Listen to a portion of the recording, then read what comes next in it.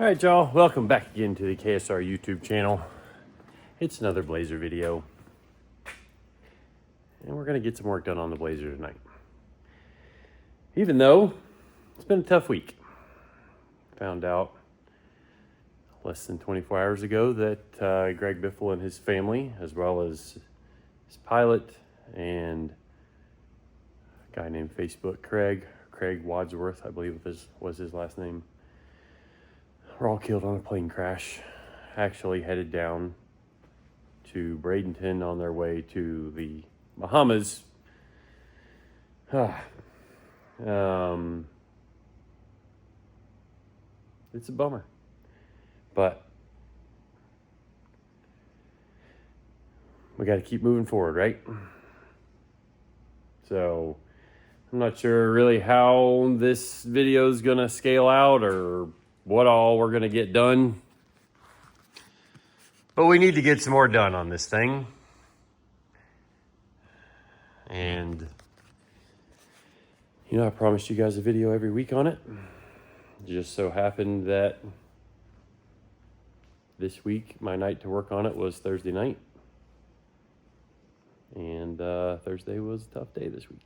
So let's get into it and see what we can get done.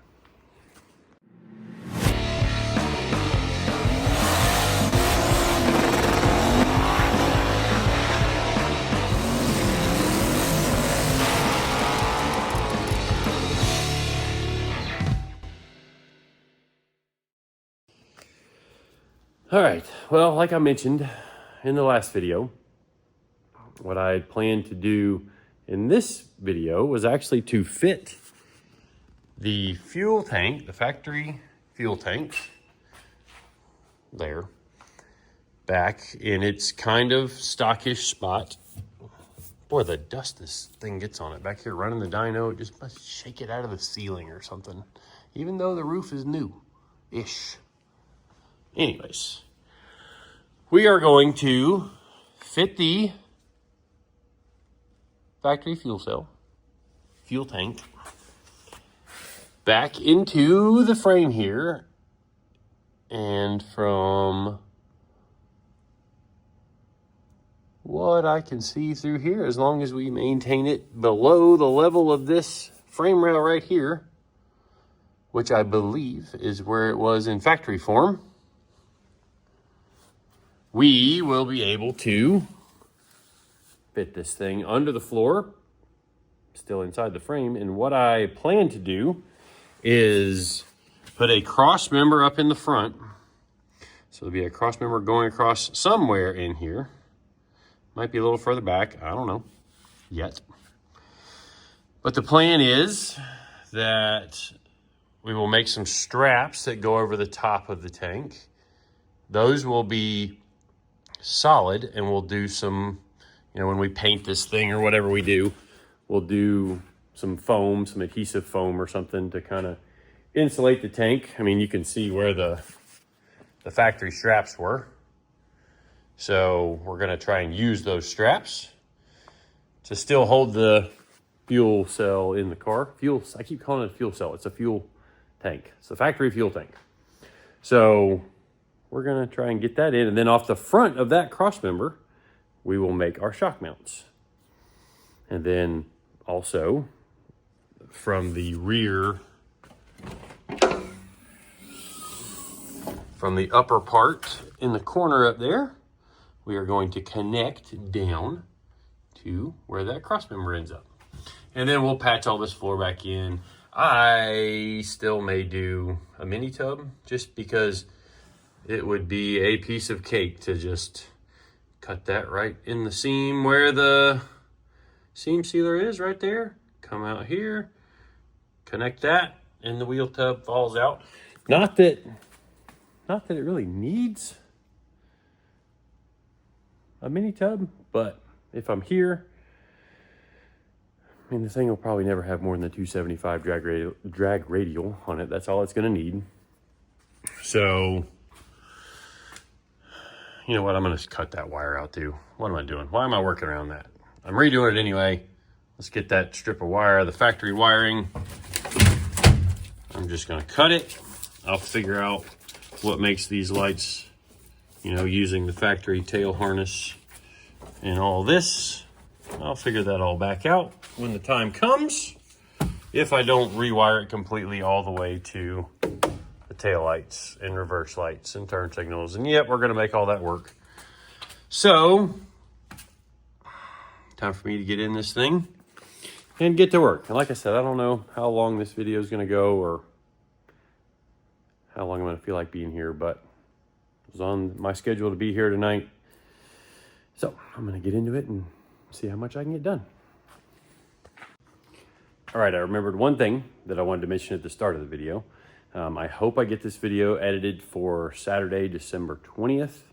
So if I do, then later today will be the Christmas tree drags on freedomplus.com. Having those down at the having them at Bradenton Motorsports Park, right next door to the Freedom Factory. So tune in, freedomplus.com, live stream. Should be a good time, at least celebrating Christmas holidays with a lot of friends down there. And I think we'll probably be doing some burnouts for Biff. And, you know, I don't want to forget the other people that were lost in the tragedy as well. You know, of course, there was Greg's wife, their 2 kids, which, you know, that one really tugs at the heartstrings, especially being a father of 3 kids myself. And then the pilot and his son, who was, I believe, in school becoming a pilot or a more professional pilot. And then Facebook Craig is kind of how everybody knew the third person outside of the Biffle family. So, yeah. I'm going to put some music on and get to work and try to get as much done as I can tonight. So, let's get to it.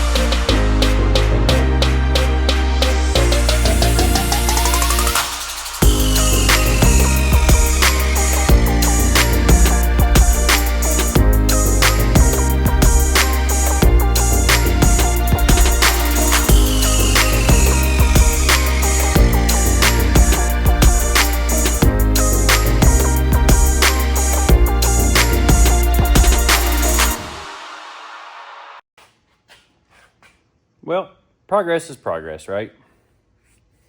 Felt kind of good to just work on something with nobody distracting me. Just had the music playing and kind of went to work. So maybe, you know, that gives you guys a bit of an idea of what I was kind of planning.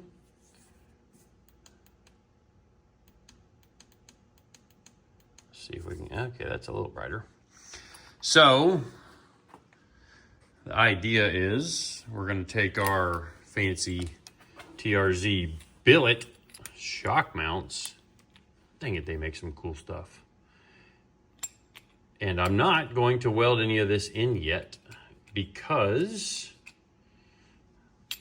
I want to make sure that I don't land these. Like basically we're gonna stick them somewhere in here and they'll be behind the rear end. And I basically want to land the bars from the roll cage like right there. So right next to the frame, right next to the shock mount. Potentially, I also put the anti-roll bar off of this bar. I'm kicking it around. Maybe doing it there instead of under the rear end like I was planning. This is one of the sets of shock mounts that TRZ makes. It's actually designed kind of for, well, kind of what we're doing here, but it looks like it might not quite work out with the spacing that I need.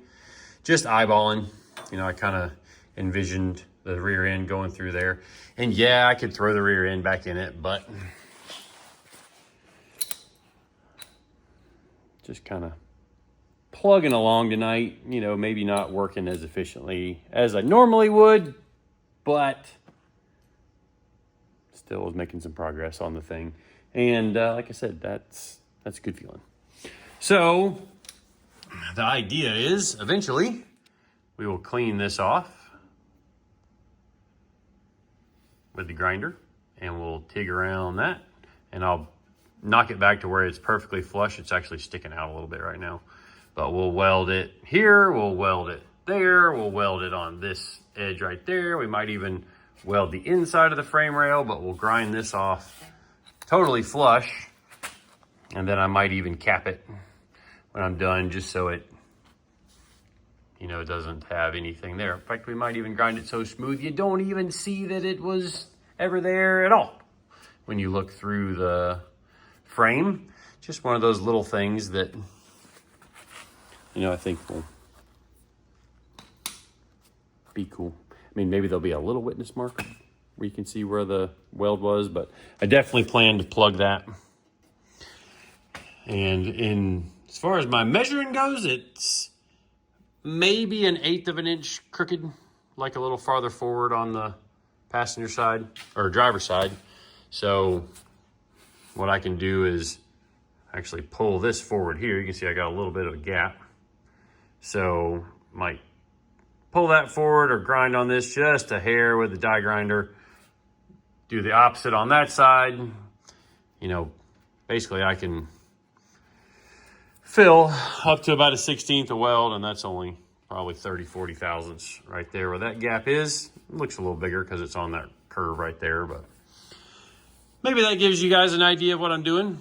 And then we'll basically just do a strap from here back straight over this.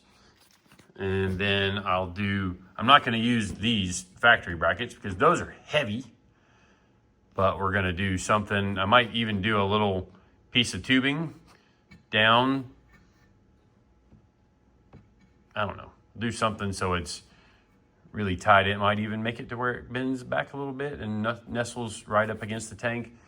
We've got things to science out. Whoop, about fell over. But if you saw the struggle with the gas tank, yeah. I should have gotten 2 jack stand or two floor jacks to try and make that a little easier. But, you know, that's basically where it's going to end up. And I did double check when I had the body down on the frame. It's touching here. It's touching on that mount right there. And it is basically about 1/8 of an inch from touching in here where the front mounts are. And I may need to grind on that a little bit more right there, which that's kind of thin anyway. And we're actually going to make a plate that goes from this edge down to this front edge right there. And honestly, it may not be too much longer before I land the body on the frame and it's there for good. Like, I know I wanted to science out that bar. Maybe there's a little bit more of floor trimming I need to do. I kind of been thinking that the transmission tunnel right through the middle is going to need to be raised too. You know, it is what it is. This project's going to be cool. It's worth the extra effort. And that's probably going to wrap it up for this video. It's already like 2 in the morning. Kind of, you know, just plugged along till I felt like I was done. And that is now. So thank you all for watching, subscribing, following along. Hug your loved ones extra tight this Christmas season. Maybe some of you are celebrating Christmas this weekend with, you know, split families. I get that because I don't have my girls until after Christmas this year. So that's kind of where I'm at. And I sometimes get my kids through Christmas. Sometimes I get them after Christmas. But anyways, see you guys tomorrow.